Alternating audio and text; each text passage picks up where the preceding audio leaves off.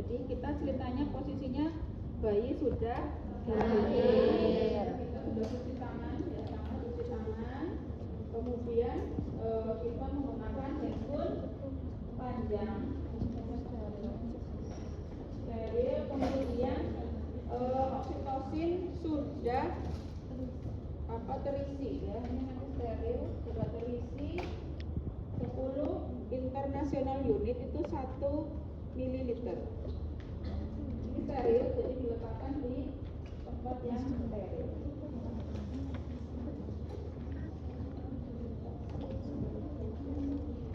Kemudian kita menggunakan skop.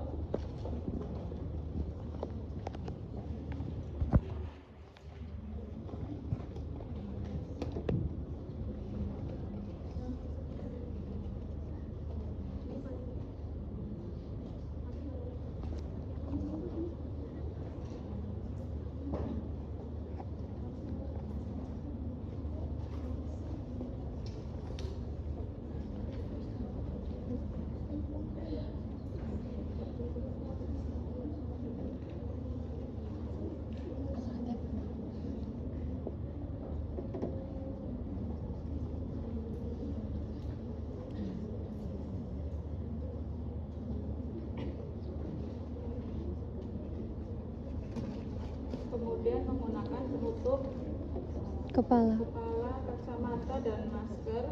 Kalau masker nanti saya susah bicaranya kurang jelas, jadi maaf menggunakan itu ya. Kemudian setelah itu kita memakai handscoon panjang. Jangan lupa setiap kali kita menggunakan instrumen ya, penutupnya dalam kondisi terbuka, ya, terbalik terbuka.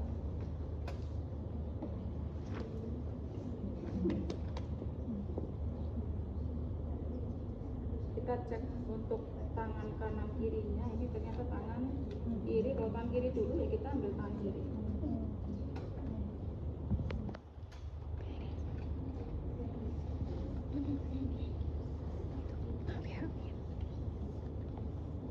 Nah, tangan kiri semua, iya nggak sih? Oke. Dicek dulu ya, nanti yang menyiapkan alat.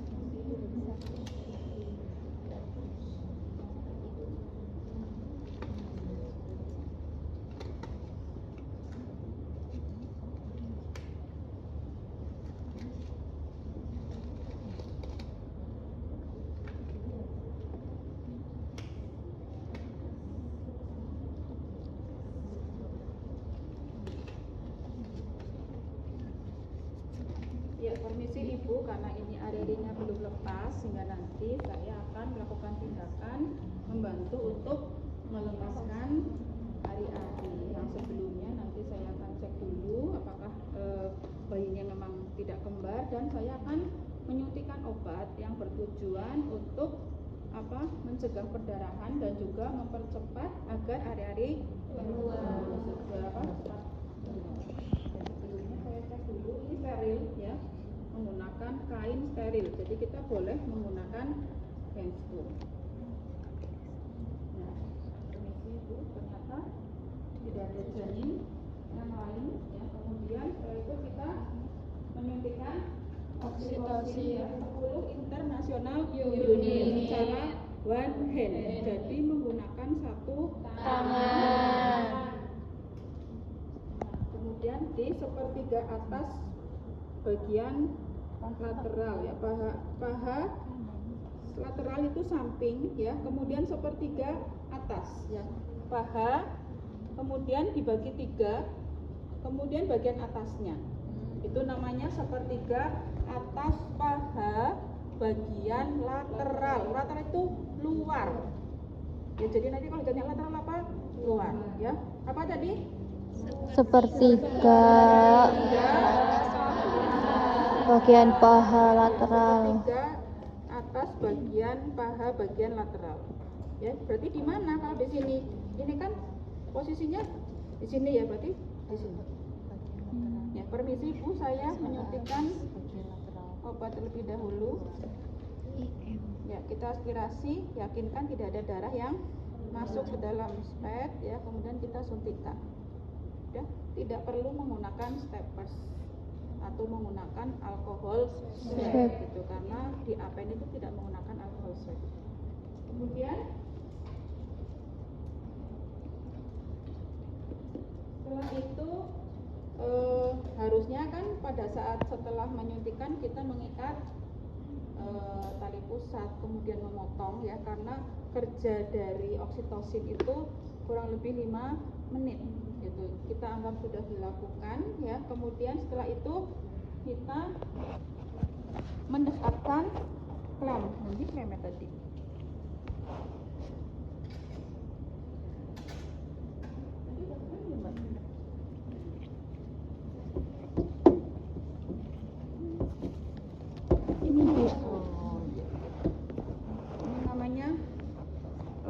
Klem arteri atau klem untuk mengeklem tadi kan seperti ini, ya. Mau kita dekatkan 5 sampai 10 cm. Nah, setelah itu kita memegang secara mantap, yaitu dengan cara seperti ini. Nah, jadi kedua jari dimasukkan di antara tali pusat dan klem. Nah, jadi seperti ini, menghadap ke atas. Ya, bisa dilihat. Kemudian tangan yang satu kita letakkan di atas simfisis untuk mengetahui ada kontraksi atau tidak. Kalau sudah ada kontraksi, kita boleh melakukan PTT. Jadi indikasi melakukan PTT adalah saat uterus berkontraksi. Taunya berkontraksi bagaimana? Berapa keras. Nah, kemudian kita tadi kan sudah, ya, oksitosin, kemudian melakukan PTT, peregangan tali pusat terkendali dengan syarat atau indikasi harus berkontraksi. Itu dengan cara satu tangan, karena belum lepas, sehingga kita meregangkannya ke arah mana tadi? Bawah, ya, ke bawah. Kemudian tangan yang satu melakukan dorongan, disebut dengan dorongan dorsokranial, yaitu dorso ke belakang, kranial ke arah kepala. Jadi tangan kita, nah, satunya ke bawah, satunya dorong. Terus. Kalau tidak ada kontraksi, kita hentikan PTT. Menunggu 30 sampai 40 detik sampai timbulnya kontraksi. Terus kita melakukan PTT lagi. Ibu kencang ini ya, Bu. Ya, kalau kencang kita regangkan lagi. Nah, jadi bersamaan antara meregangkan ke bawah dengan dorsokranial. Apa tadi dorsokranial? Ke arah bawah, ke arah kepala. Jadi dorongnya bawah, atas. Jadi kayak gini. Nah, itu disebut dengan dorsokranial. Jadi PTT harus bersama-sama. Tidak boleh hanya meregangkan saja. Tidak boleh dorsokranial saja. Kenapa? Untuk mencegah agar tidak terjadi inversio uteri. Jadi uterusnya tidak balik, sehingga harus dengan menggunakan PTT tadi. Tidak boleh satu-satu. Tidak boleh meregangkan tok, tidak boleh dorsokranial tok, harus dua-duanya. Itu disebut dengan peregangan tali pusat terkendali. Kita melakukan PTT sampai ada tanda-tanda pelepasan plasenta. Kalau belum ada tanda-tanda pelepasan plasenta, kita terus melakukan sampai maksimal 15 menit. 15 menit kok belum ada tanda-tanda pelepasan plasenta, kita bisa menyuntikkan oksitosin dosis kedua sama dengan dosisnya 10 international unit secara IM. Lakukan PTT lagi sampai 15 menit berikutnya.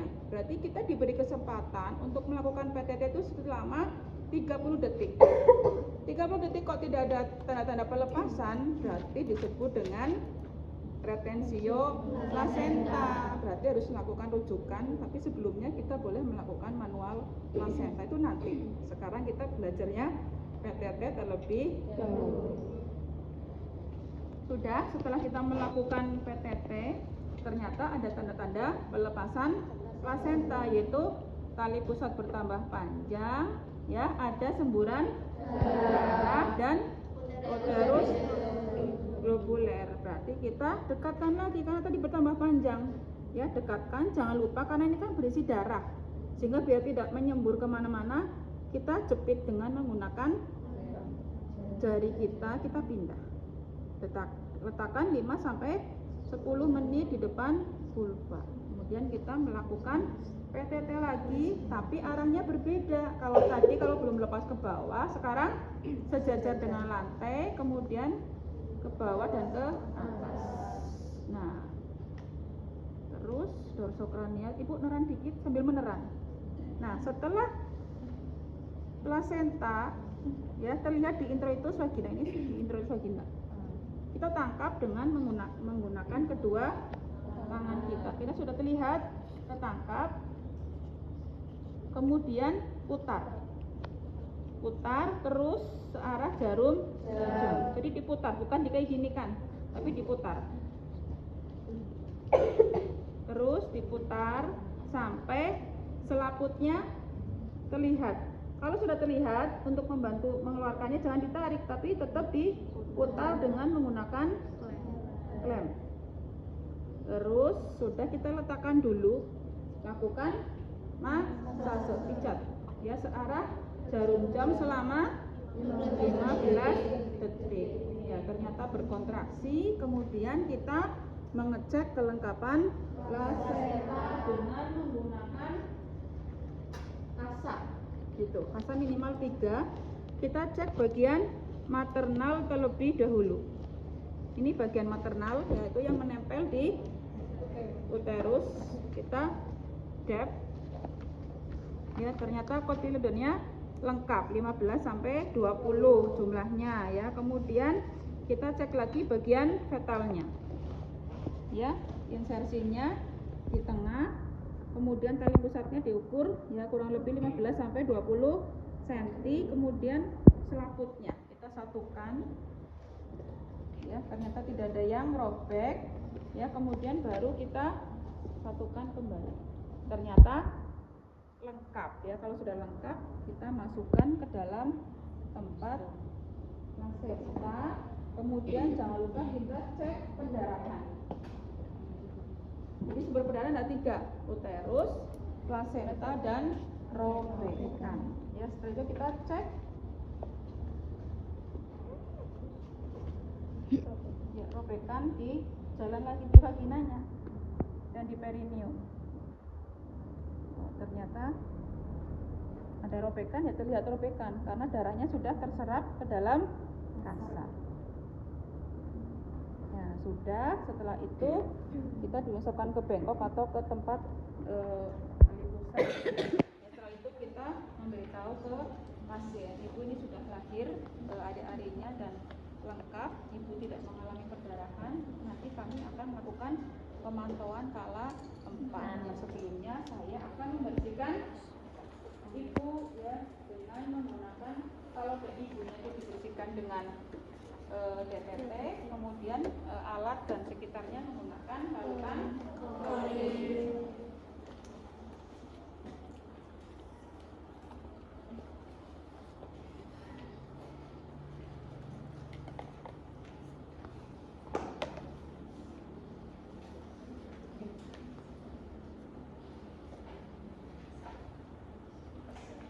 Ya, idealnya nanti bengkok sudah ada, sehingga nanti untuk kasa dimasukkan ke bengkok, kemudian ini dimasukkan ke tempat, kemudian disemprot dengan larutan klorin. Sudah selesai. Ada pertanyaan? Ibu, Ya. izin bertanya, berarti saat nanti plasenta sudah terlihat, klemnya itu dilepas, Ibu? Enggak, dibiarkan. Jadi tetap menempel, nanti lepasnya kalau sudah mendekontaminasi. Gitu. Jadi biar tadi darah yang keluar tidak terlalu banyak di tempat tidur. Jadi klem tetap kondisi. Jadi kan tadi kan di sini ya kan didekatkan awal, kemudian tanda-tanda pelepasan gitu kan, dekatkan lagi gitu kan, udah sampai lahir.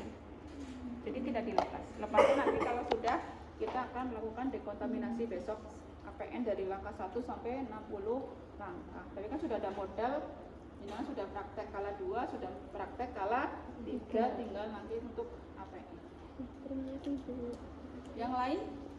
Ya. Tapi Bu izin bertanya, apabila penyuntikan oksitosin kedua, apakah di tempat yang sama atau berbeda? Ya bebas, yang penting syarat dari penyuntikan IM itu kan salah satunya yang paling mudah di paha, di bokong kan juga bisa ya, di gluteus maximus itu bisa, cuman karena posisi ibu dalam kondisi dorsal recumbens gitu, jadi yang paling efektif ya di bagian paha, di lateral sepertiga atas.